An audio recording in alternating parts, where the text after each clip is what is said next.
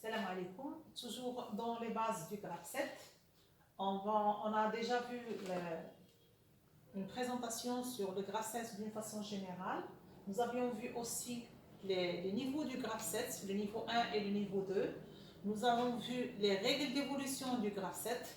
Maintenant, je vais passer à la présentation d'autres éléments du graphe 7 qui sont la divergence et la convergence en O et en E. Alors, pour ce qui est, avant de commencer la divergence et la convergence en O et en E, il faut signaler que deux étapes ne sont jamais successives et deux transitions ne sont jamais successives. Une étape est toujours suivie d'une transition. Une transition est toujours suivie d'une étape. Strictement interdit de faire la succession du même élément de transition ou bien deux étapes. Alors là, pour ce qui est divergence et convergence en O et en E, donc je vais commencer dans un premier lieu par la divergence et convergence en O. Alors, on sait bien qu'à partir de la recette écrite en langue courante, on passe à donner le graphe 7.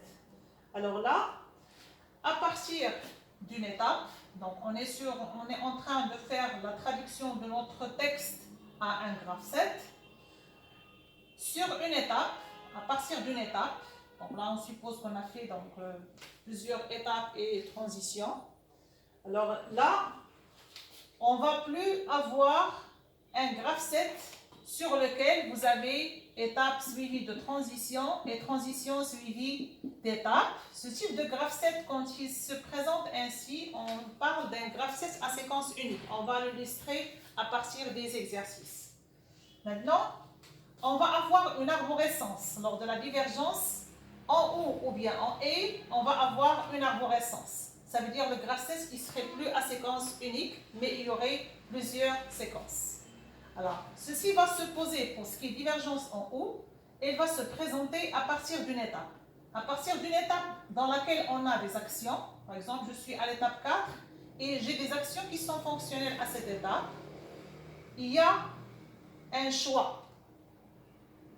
Quand on a dans le texte le choix, donc un moteur tourne jusqu'à, si j'ai la température égale à 20 degrés, il y aurait un traitement. Si ouverture d'une porte, il y aurait un autre traitement.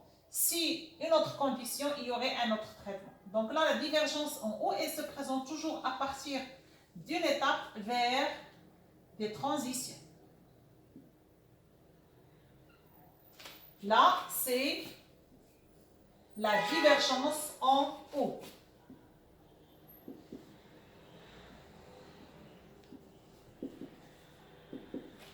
Sur ces transitions, on a les conditions de choix.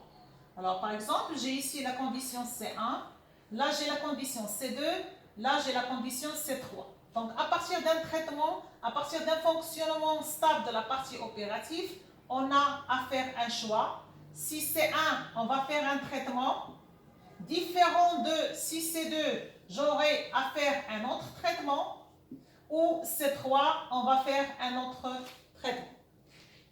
Donc là, la représentation, elle vient toujours à partir d'une étape vers des transitions. Alors, je donne ici des numéros des étapes. Par exemple, ici l'étape 10, l'étape 12 et l'étape 14. La convergence en haut, elle vient à partir des transitions. On va vers une étape. Alors là, les transitions. Donc, vous pouvez avoir, quitte à avoir la même condition ici, mais la convergence ne peut se faire qu'à partir des transitions vers une étape. Par exemple, ici, je suis à l'étape 32. Alors ici, je suis sur la convergence en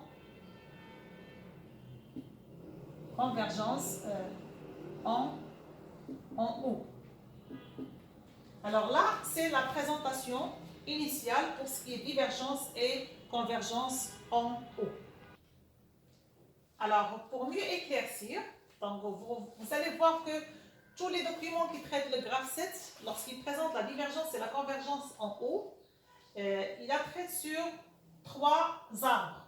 Donc, sur l'arborescence, vous avez ici 3 séquences.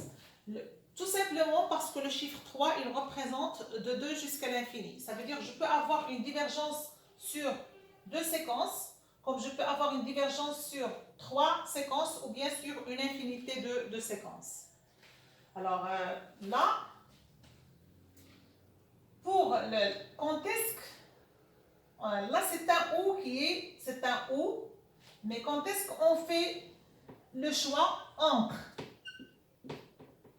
garder la condition C1 ou C2 ou C3 vers une seule étape, par exemple une étape 15,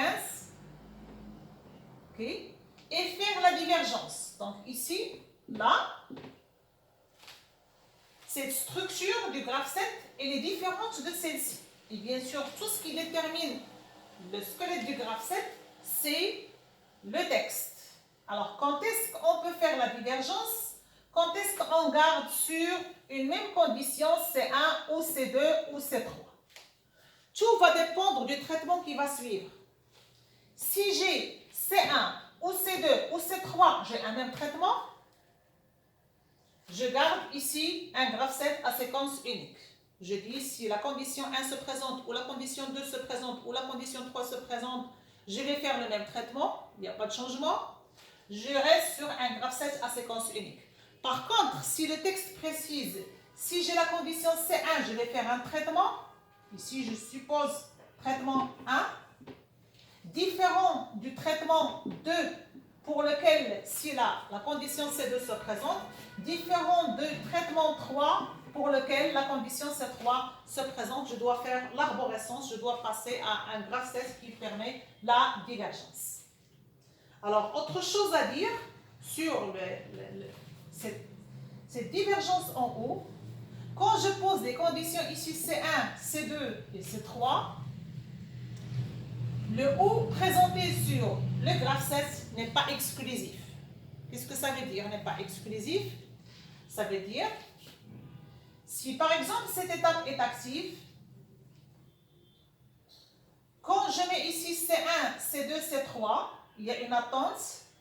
Je vois que les transitions T1, la transition T2 et la transition 3, T3 sont validées et ne peuvent être franchies que si l'étape qui les précède est active et la réceptivité est vraie.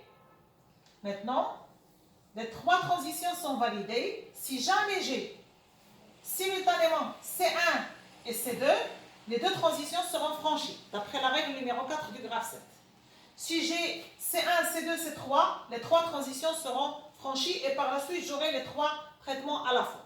Généralement, on fait appel à la divergence en haut lors du choix. Donc, là, si on veut faire vraiment l'exclusivité, il faut la programmer au niveau des conditions. Ça veut dire, si je veux avoir une seule séquence, je dois avoir C1 et non C2 et non C3. Ici, je dois avoir C2 et non C1 et non C3. Et la même chose ici, C3 et non C1 et non C2. Si vraiment je veux avoir l'exclusivité. Donc, je dois bien préciser que le O présenté sur le graphe 7 n'est pas un O exclusif. Le jour où j'aurai les transitions qui seront franchies à la fois, j'aurai les traitements qui vont se faire à la fois. Alors, dans une vidéo prochaine, on va voir des exemples pour pouvoir bien sûr travailler des graphes 7 à séquence unique et des graphes 7 avec des divergences et des convergences en O et en E, comme on va présenter cette séance. Alors là, je vais passer maintenant à la présentation de la divergence et la convergence en E. Alors maintenant, je vais présenter la divergence et la convergence en E. Divergence et convergence en E. Alors, pour la divergence et la convergence en E, d'une façon standard et normalisée, bien sûr, selon la norme du graphe 7, à partir d'une transition, donc on a travaillé un graphe 7, on est en train de traduire le texte en graphe 7 toujours, on arrive à une transition, à partir de laquelle on va prévoir une divergence en A. Elle se représente par un double trait. Il a la même chose, je vais présenter 3 divergences parce que toujours le chiffre 3, il représente de 2 jusqu'à l'infini. Mais pour les points ici, vous remarquez qu'on met généralement 3 points. Pour dire etc., on met 3 points. D'accord? Donc déjà, le chiffre 3, il représente toujours de 2 jusqu'à l'infini. Alors, à partir de la transition, je vais faire la divergence. La divergence sur des étapes. Okay? Donc, elle s'écrit de cette façon. Je vais prendre ici, par exemple, étape 10, étape 12 et étape 14. Alors, à partir desquels, bien sûr, il y aurait des traitements. 3 points. Alors, je suppose que j'ai une condition ici. C'est une condition, par exemple, c'est 1. Et le texte, il me permet de prévoir la divergence, sur laquelle je vais avoir ici des traitements. Alors, ceci, il est différent de... Alors, je suppose que j'ai, bien sûr, ici, j'ai des actions. Je vais prévoir des actions. Action 1, action 2 et action 3. À partir du texte, je peux avoir cette configuration. C1, la condition C1, sur la même étape, je peux avoir les 3 actions. Action 1, action 2 et action 3. Alors là, sur une étape, par exemple, une étape 18. Alors là, quand est-ce que je vais opter pour la divergence? Ou bien, je vais rester sur un graphe 7 à séquence unique sur lequel vous avez, à partir de la condition C1, j'ai les 3 actions qui vont fonctionner. La même chose ici, j'ai la condition C1, j'ai les 3 étapes qui vont s'activer et par la suite les 3 actions qui vont fonctionner. Parce que lors du franchissement de cette transition, il y aurait les 3 étapes qui vont s'activer à la fois. C'est ça la divergence en fait. Alors, quand est-ce qu'on diverge? Quand est-ce qu'on ne diverge pas? C'est très différent. Tout dépend de... Alors, jusqu'à l'instant, il n'y a pas de différence dans le fonctionnement pour le système. J'ai la condition C1 et les 3 actions se sont activées. La même chose ici, j'ai C1 et les 3 actions. Ce qui va faire la différence de choisir entre la divergence et rester sur un graphe 16 à séquence unique, ou bien du moins une seule étape pour la suite de cette condition C1, c'est quoi?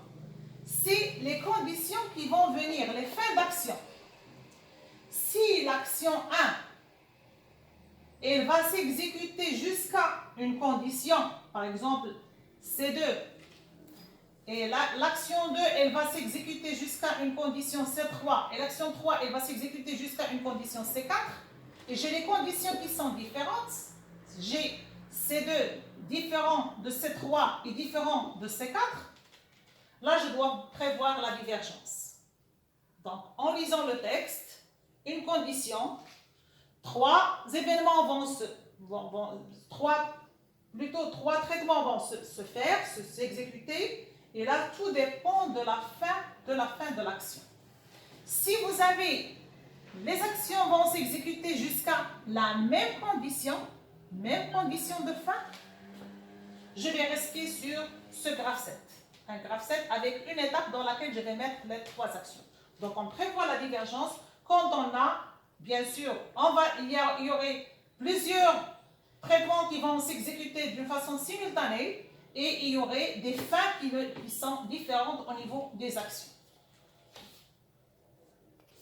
Alors, pour la convergence en A, elle se fait à partir des étapes vers une transition. Toujours un double trait qui sort bien sûr de ses côtés vers une condition. Okay, une condition quelconque. Je suppose la condition C10. Okay.